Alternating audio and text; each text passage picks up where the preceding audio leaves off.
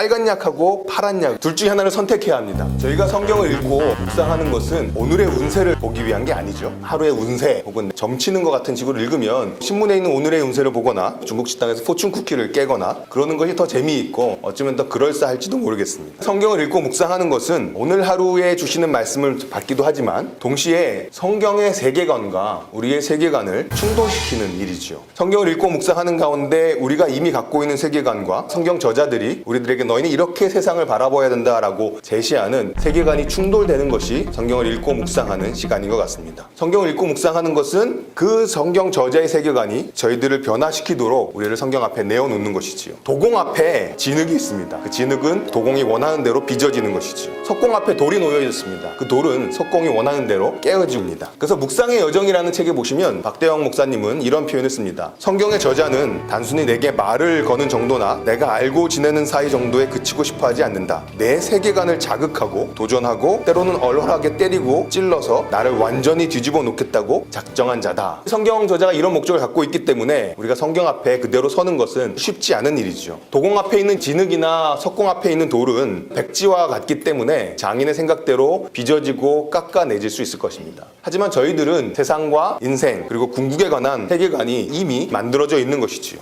그렇기 때문에 성경이 말하는 대로 우리의 세계관을 바꾸는 것은 진흙을 빚어서 목이 긴 병을 만들었는데 거의 다 굳었는데 그게 아니어서 적셔가지고 다시 접시를 만드는 만큼이나 굉장히 어려운 일이죠. 잘못하면 깨져버리는 것이. 질문이 들기도 합니다. 아니, 성경을 읽는데 내가 꼭 그렇게 어렵고 힘든 변화를 추구해야만 하는가? 예쁜 목이 긴 병이 만들어졌으면 그냥 그것에 만족하고 그냥 예쁘게 살면 되지 않을까 하는 생각을 해보기도 합니다. 매트릭스라는 영화를 보시면 모피어스라는 사람을 주인공 네오가 만납니다. 앞에 빨간 약하고 파란 약 둘 중에 하나를 선택해야 합니다. 파란 약을 먹으면 매트릭스라는 가상현실 속에 그대로 살게 됩니다. 지금까지 자기가 믿고 살아왔던 대로 그냥 계속 살아가면 됩니다. 매트릭스 안에서 무난하게 살아갈 수 있습니다. 그런데 빨간 약을 먹게 되면 지금까지 자기가 사실이라고 생각하며 살아왔던 가상현실에서 깨어나서 굉장히 섬뜩하고 무서운 진짜 현실을 맞닥뜨리며 살아가야 되는 것이죠. 저희가 성경을 읽는 것이 파란 약을 먹는 것인지 빨간 약을 먹는 것인지 고민이 되었습니다. 그저 내가 살아왔던 그대로 살아가는 그 현상에 만족하면서